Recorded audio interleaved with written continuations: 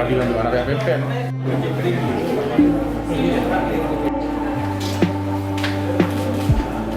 Kami masuk desa apa? Masuk hasilnya.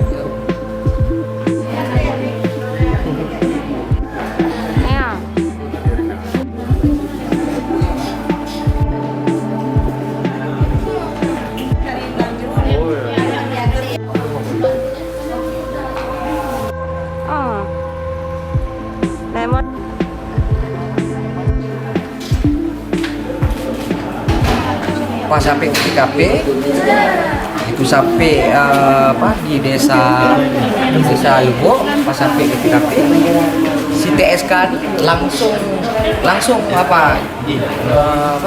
nikam.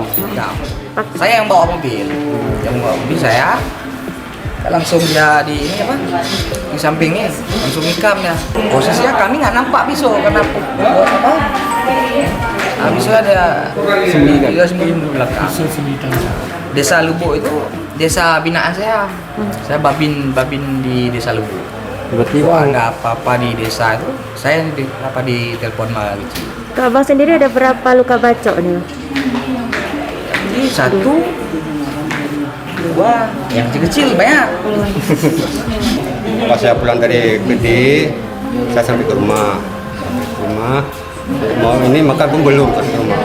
Tiba-tiba ada orang memanggil, Cik Din. Pika sudah ngomong. Saya keluar, saya nengok, ada pisau di tangannya. Maka saya masuk lagi. Saya telepon lah bantuan. Bang Pida. Di Masa Lubu ada kejadian gini. Cepat bang. Ya itu udah sampai Bang Pida bantuan. Pada saat itu ada di rumah. Masalah kasus kayak mana itu saya di TKP nggak tahu.